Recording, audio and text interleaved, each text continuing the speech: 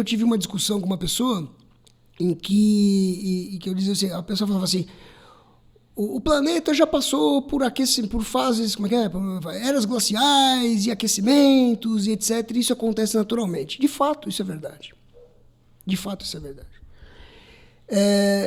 O que eu sempre digo é o seguinte, só o fato da gente estar discutindo esse assunto e aventando a possibilidade desse assunto já é um precursor do ESG. Né? Então, a importância é, vamos discutir. Esse é o primeiro ponto. Discutir não é polarizar. Discutir não é polarizar. A segunda coisa, já existem estudos suficientes que comprovam o aquecimento provocado por ações antrópicas, ações do ser humano, a partir da atividade industrial. Um aumento diferenciado desse aquecimento ao longo do tempo, que diferencia de outros eventos, de outros períodos. É claro que a gente não tinha como medir esses aquecimentos há 2.000 anos. A gente vem por dados indiretos de datação, de observação de camadas, etc. Mas essa medida industrial é uma medida comparada com o mundo antes da indústria mais forte e tal? Como que eles Não, a gente tem na verdade assim, a gente tem os dados previstos a partir de um determinado momento que era medido, né?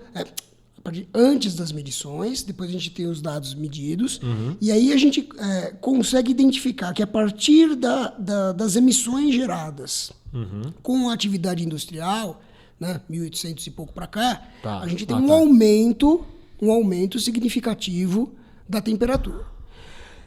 De fato, essas estimativas e esses estudos vão ter um reflexo no aumento da temperatura daqui muitos anos. Mas os reflexos imediatos já são visíveis. E eles são visíveis como? Em eventos extremos. Dá uns exemplos pra gente aí, Flávio. Chuvas muito fortes em períodos do ano em que não chovia tão forte, concentradas num determinado lugar num curto período de tempo. Então a gente tem enchentes, a gente tem eu falo terremoto, mas terremoto não tem nada a ver com isso. Furacões, enfim, a gente tem eventos associados ao aumento da temperatura climática, e aí você tem degelo. Isso daí aí entra a discussão de que isso está acontecendo por um aumento natural da temperatura, por um aumento... Mas, enfim, a gente tem dados que diferenciam isso tudo dos dados históricos. E a gente já tem visto isso. Isso tem acontecido com frequência. A gente tem tido invernos quentes, chuvas em períodos secos, secas em períodos chuvosos, uma alteração dramática dessa história toda. E, de novo, eu acho assim. Vamos lá. Vamos fugir do tecnicismo e do ensaio técnico. Mas, poxa, eu não vou preservar a Amazônia porque algum europeu está falando para eu preservar a Amazônia porque eles já desmataram tudo. E agora eles querem que eu não me desenvolva, ou que eu não crie uma indústria na Amazônia, ou que eu não plante soja na Amazônia. Espera um pouquinho.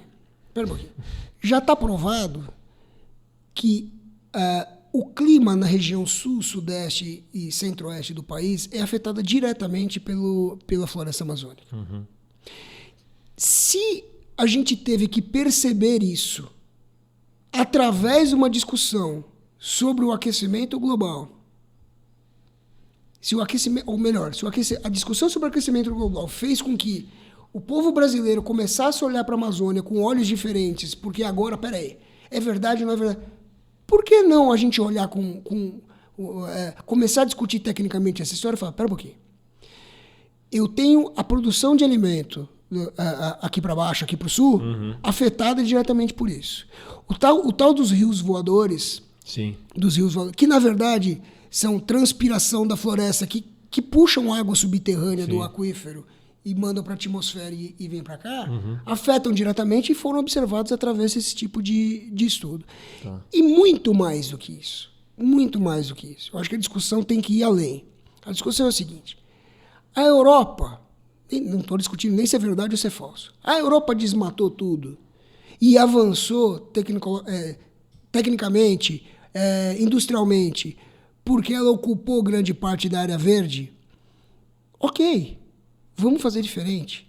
Vamos aproveitar o potencial pro desenvolvimento industrial agora, desenvolvendo a Amazônia. A gente já tem grandes empresas fazendo, não preciso citar nomes aqui, mas a gente já tem grandes empresas fazendo na parte farmacológica, enfim,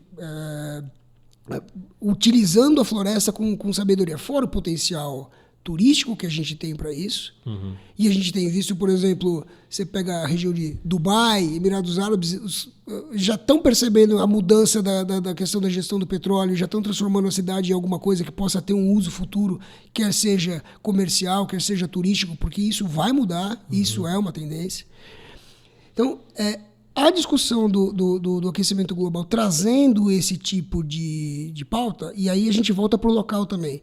Está chovendo muito, num curto espaço de tempo, de forma isolada em locais onde não chovia. Onde? Nas cidades, por exemplo. Peraí, como é que eu reajo a isso?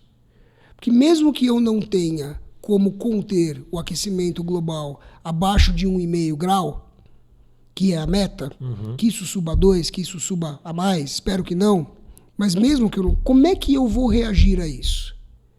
A gente tem cidades totalmente impermeabilizadas. E todas as cidades do Brasil que crescem, e crescem rapidamente, crescem sem um planejamento adequado, em geral. Então a gente tem a impermeabilização. O que é impermeabilização? Olha como a gente volta sempre pro... A gente sempre fecha o ciclo nas discussões. A impermeabilização faz com que a água não infiltre. A água não infiltre, vai para os rios, que não tem a calha adequada para suportar aquele aporte de água, e gera as enchentes. Gera as enchentes, afeta, em geral, quem mora perto do rio em condições sem saneamento, enfim, inadequadas, que acabam sofrendo com essa história. A água que não infiltra não alimenta a água subterrânea. Então, um recurso que alimenta mais de 50% dos poços, mais de 50% dos municípios do Brasil, não é retroalimentado através de um processo natural. Se perde. Vai para o rio, chega onde? Eventualmente chega no mar. Vira salgada. Fica mais difícil de eu tratar. Ou de eu consumir. Certo? Então, assim, tudo no final das contas está interligado. Se o aquecimento global tem me permitido olhar para essas questões, eu preciso olhar e endereçar. Então, eu tenho um problema global, como é que localmente ele vai me afetar?